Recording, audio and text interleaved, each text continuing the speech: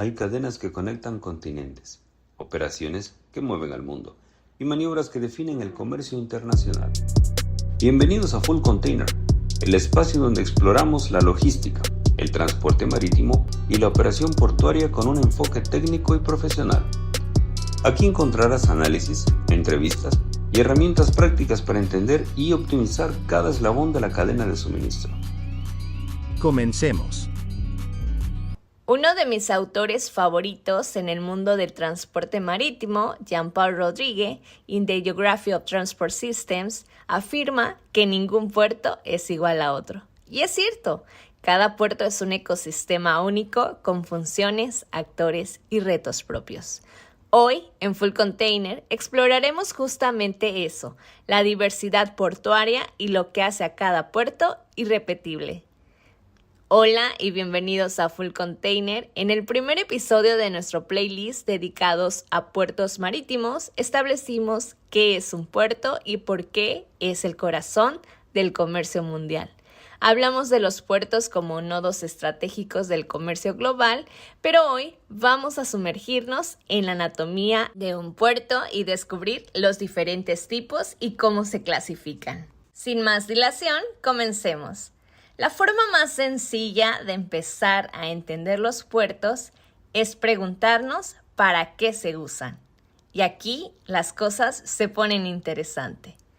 La primera clasificación es por su función, donde tenemos a los titanes. Hablo de los puertos comerciales. Estos son los que probablemente te imaginas. Son el motor de la economía, centros bulliciosos dedicados a la carga y descarga de todo tipo de mercancías, desde los coches que conducimos hasta los aguacates que comemos. Son pura eficiencia, logística y movimiento constante. Luego, en un ambiente completamente diferente, están los puertos pesqueros. Aquí el ritmo es otro. Son el alma de muchas comunidades costeras. Más que grúas gigantes, encontramos barcas de colores, el bullicio de la lonja donde se subasta el pescado fresco y el olor a salitre. Son el punto de partida y llegada para la flota que nos trae los frutos del mar. Cambiando radicalmente, encontramos los puertos deportivos o recreativos, también conocidos como marinas. Son los puertos de ocio. Aquí el protagonista no es el contenedor, sino el yate o el velero. Son lugares para disfrutar del mar, con paseos marítimos, restaurantes y un ambiente relajado. Como ejemplo, tenemos a la Marina de Cabo San Lucas o la Marina de Acapulco en México. Siguiendo este ambiente recreativo, tenemos a los puertos de pasajeros, diseñados para recibir ferries o cruceros. Estos puertos están adaptados para el tránsito de personas más que de carga. Las terminales de pasajeros tienen requisitos muy distintos, como seguridad, migración, servicios turísticos y confort. Como ejemplo, tenemos al puerto de Cozumel, uno de los más importantes en el Caribe para cruceros. Y finalmente, con un propósito completamente distinto, están los puertos militares. Estos no están abiertos al público y su función es estratégica, servir de base para la armada de un país. Son enclaves de alta seguridad, fundamentalmente para la defensa y la soberanía nacional.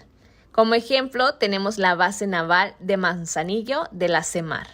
Ahora bien, si nos centramos en los puertos comerciales, que son nuestro foco principal, podemos afinarlos aún más con la siguiente clasificación, que es por el tipo de tráfico o de mercancía que mueven.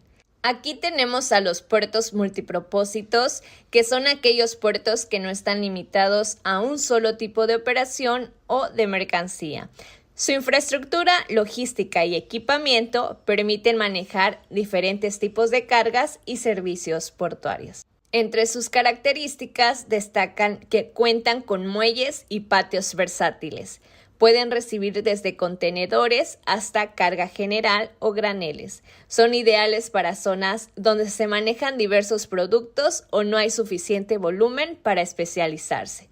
Por otro lado, tenemos los puertos especializados. Son puertos que están diseñados y construidos para una actividad o tipo de carga específica. Desde su infraestructura hasta su operación, todo gira en torno a un solo tipo de operación. Entre sus características destaca la alta eficiencia y rapidez en la operación para la carga que manejan. Su equipamiento es especializado como grúas pórtico, tuberías, bandas transportadoras, tanques, etc., dependiendo de dicha especialización. En esta clasificación podemos encontrar puertos de contenedores, puertos graneleros como carbón o minerales, así como graneles líquidos como el petróleo. Su desventaja es la alta inversión inicial, pero también tiene mayor rentabilidad si se concentra mucho volumen de ese producto. Dos Bocas en México es un claro ejemplo de esto.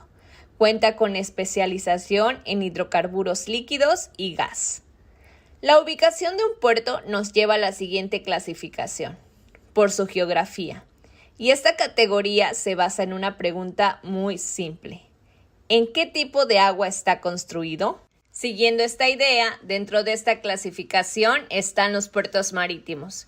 Como su nombre lo indica, están situados en la costa y teniendo acceso con el tráfico marítimo internacional.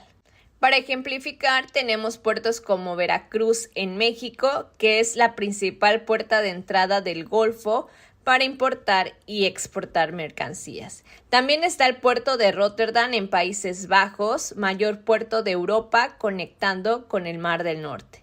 Y por supuesto el puerto de Singapur, que es clave en la conectividad de Asia y líder en transbordo y contenedores.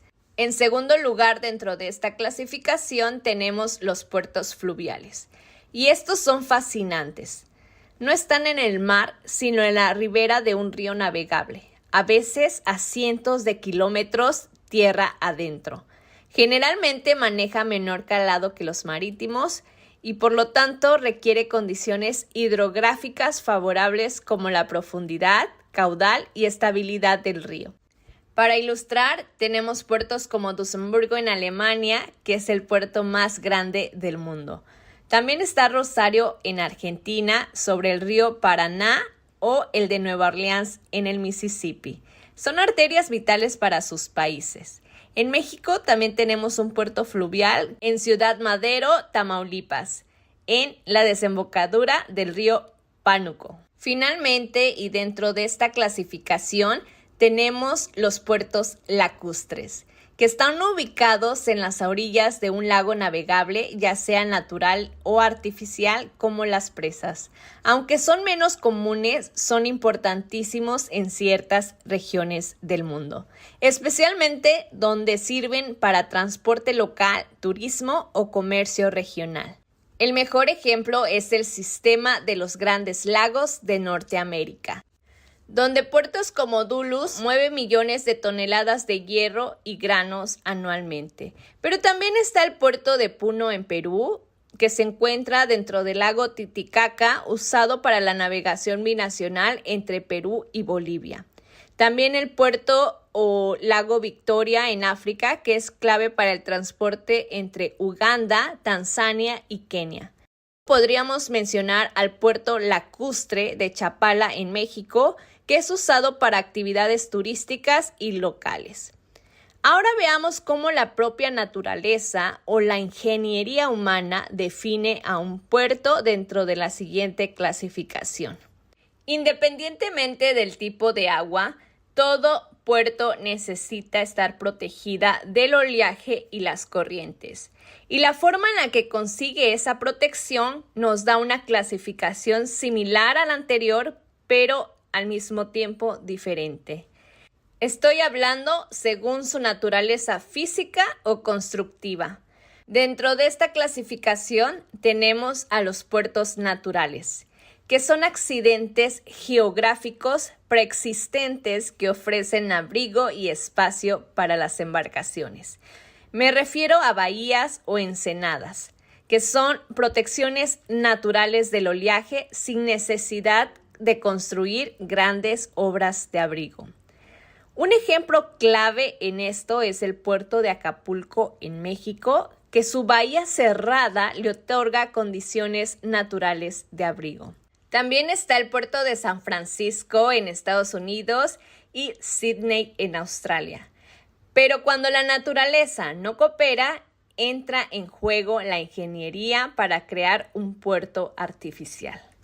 Aquí el hombre construye gigantescos rompeolas y diques para crear una zona de agua tranquilas donde no lo había. La mayoría de los grandes puertos modernos son una combinación, pero muchos, como el puerto de Rotterdam, son predominantemente artificiales. Tal es el caso del puerto de Lázaro Cárdenas en México, que gran parte de su infraestructura es artificial.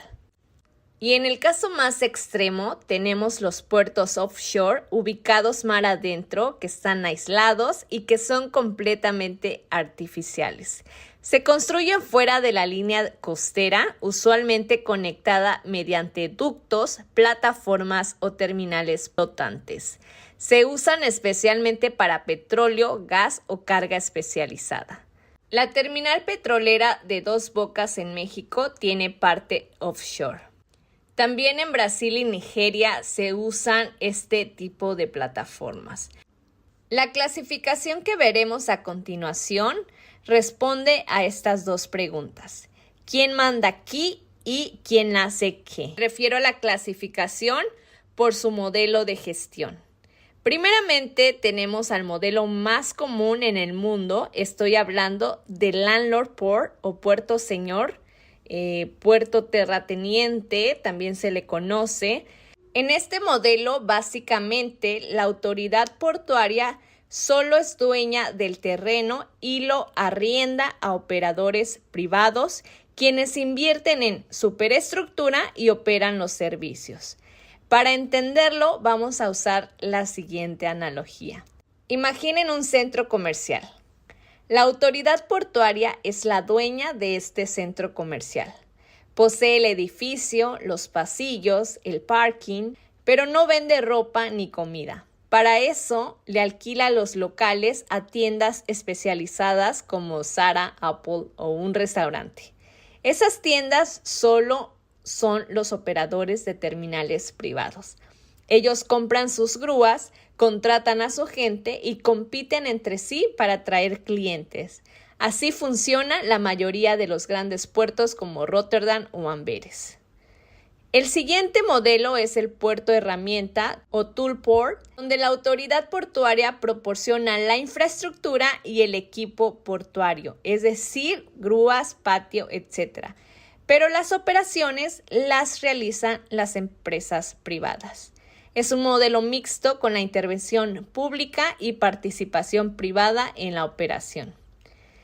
Siguiendo la analogía, aquí la autoridad portuaria no solo es dueña del centro comercial, sino que también pone la estantería, las cajas registradoras y las luces dentro de cada local. Es decir, es dueña de la infraestructura y también de la superestructura, las grúas.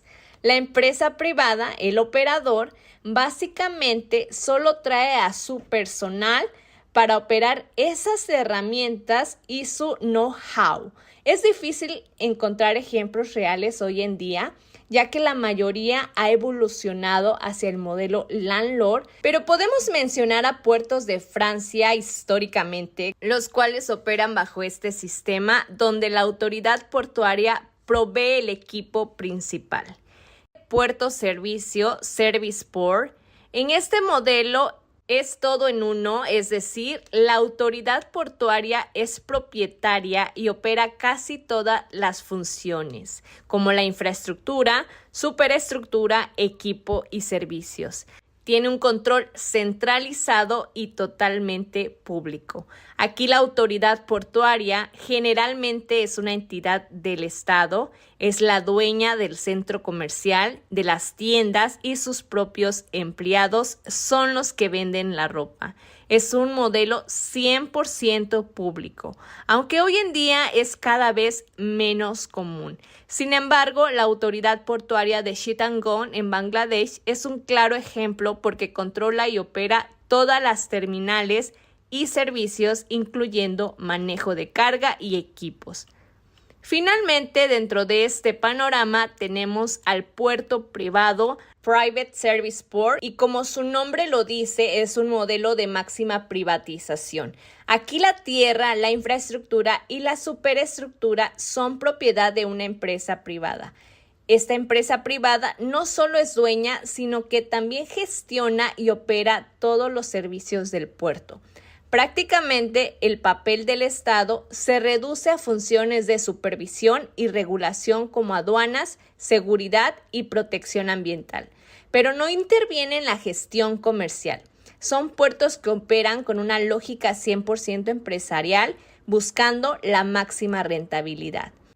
Tras la privatización masiva en los años 80, muchos de los puertos más importantes del Reino Unido son completamente privados.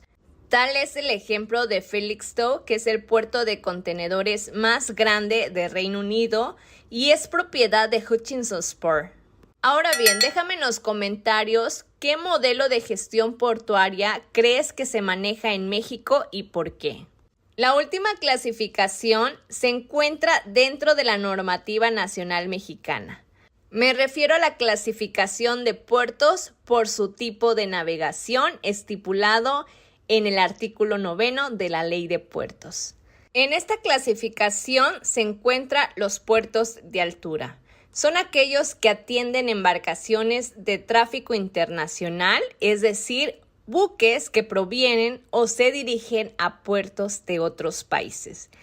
De tal forma que cuentan con infraestructura especializada para barcos de gran calado y larga distancia, así como equipamiento aduanal, fitosanitario y fiscal, conectados a rutas marítimas globales. Como ejemplo tenemos a Puerto de Manzanillo en México o Puerto de Shanghái en China.